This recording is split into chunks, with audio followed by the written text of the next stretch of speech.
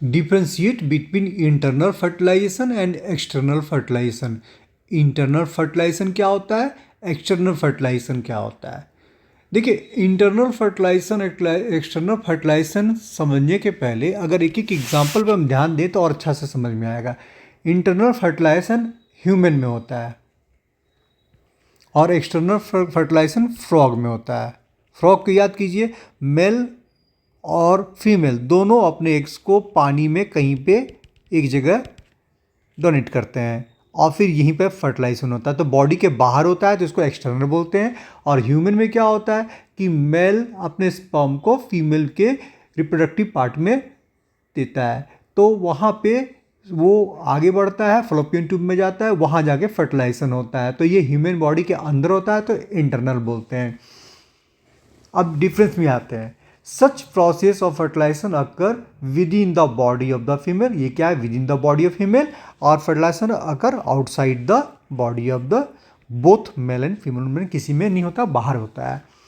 Second difference, in this method the male gametes is transferred into females reproductive tract where it fuse in the female gametes. आपको बताया ना, female gametes में जो आपका reproductive parts है उसमें Fallopian tube है, फलोपियन ट्यूब के पास वहाँ फर्टिलाइजेशन होता है। तो ये स्पर्म धीरे धीरे मूव करते करते करते करते यहाँ पहुँच जाता है।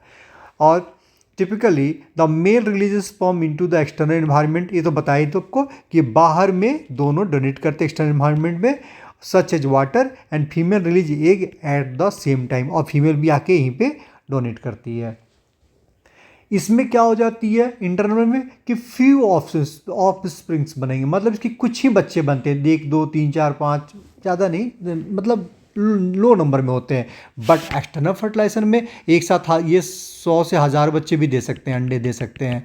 तो अब इसको इतना क्यों डिफरेंस हो जाता है, इसको समझने के लिए हम नेक्स्ट डिफरेंस देखते हैं। इससे आपको समझ में आएगा कि ये इतने सारे बच्चे क्यों देते हैं और ये काउंटेड नंबर क्यों देते हैं। The of spring have high chance of survival.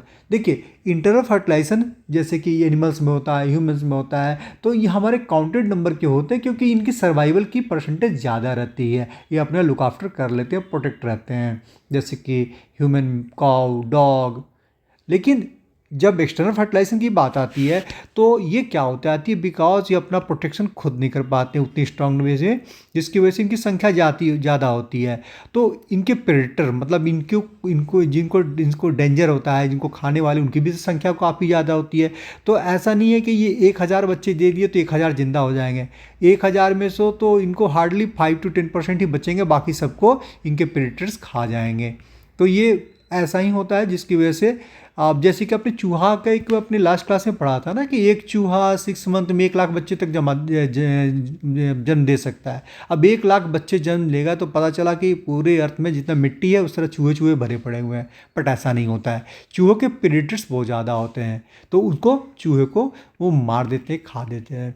तो ये सर्वाइवल के लिए बहुत ज़रूरी है कि सबको तो खा लें, कुछ तो बच जाए कि हमारा उसका एक्सटिंक्ट ना हो, वो जनरेशन आगे की तरफ बढ़े। इसीलिए आपका एक्सटर्नल फर्टिलाइजेशन में बहुत सारे बच्चे होते हैं और इंटरनल फर्टिलाइजेशन में लिमिटेड बच्चे होते हैं।